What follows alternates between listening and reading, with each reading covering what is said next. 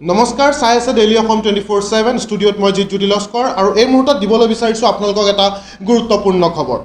কেবিনেটে সিদ্ধান্ত লৈছে। কেবিনেটৰ বৈঠক অনুষ্ঠিত হৈছিলে আজি 11 বজাৰ পৰা আৰু সেই কেবিনেটৰ বৈঠকত কিছুমান গুৰুত্বপূৰ্ণ সিদ্ধান্ত গ্ৰহণ কৰা হৈছে আৰু আমি কেইটামান গুৰুত্বপূৰ্ণ সিদ্ধান্ত আপোনালোকক জনাব বিচাৰিছোঁ কি গুৰুত্বপূৰ্ণ সিদ্ধান্ত লৈছে আজি কেবিনেটৰ বৈঠকত।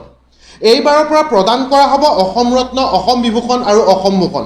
লগতে আমি জনাই আছোঁ আৰু কি গুৰুত্বপূৰ্ণ সিদ্ধান্ত লোৱা হৈছে এই কেবিনেটৰ আজি বৈঠকত।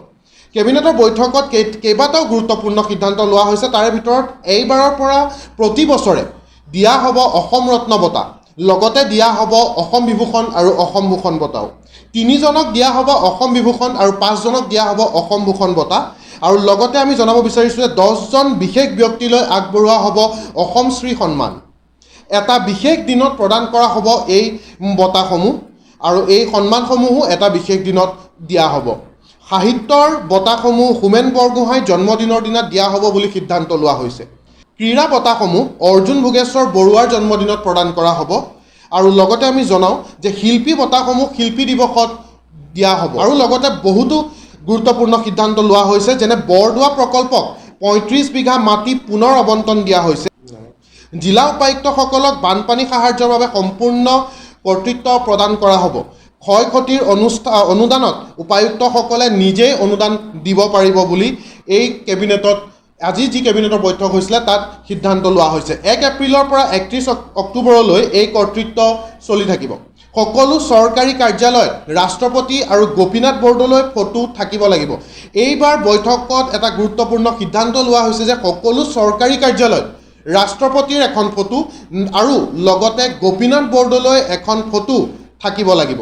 চিপাঝাৰৰ সৰুখুটিৰ 77,000 ভূমিত খেতিৰ পৰিকল্পনা কৰিছে এই কেবিনেটে।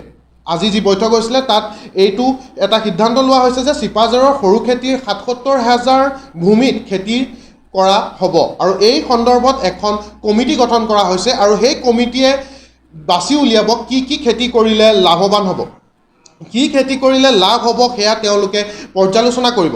কয়লা চিণ্ডিকেটৰ সন্দৰ্ভত চৰকাৰী নিৰ্দেশনা দিয়া হৈছে। দীঘৰখাল শ্ৰীৰামপুৰ গেটত ওজন কৰা হ'ব কয়লাৰ ট্ৰাক। অভাৰলোড থাকিলে কয়লা খালী কৰি দিয়া হ'ব। 31 মে'লৈ পৰীক্ষামূলকভাৱে হ'ব এই গেটত কয়লাসমূহৰ যি চিণ্ডিকেট আছে, চিণ্ডিকেটৰ যি নিৰ্দেশনা দিছে 31 মে'লৈ পৰীক্ষামূলকভাৱে হ'ব। অভাৰলোডৰ নামত যাতে দুষ্কৃতিকাৰীয়ে কৰিব নোৱাৰে, কোনো চক্ৰই যাতে কয়লা চুৰি কৰিব নোৱাৰে সেই কথাত মন দিব চৰকাৰে।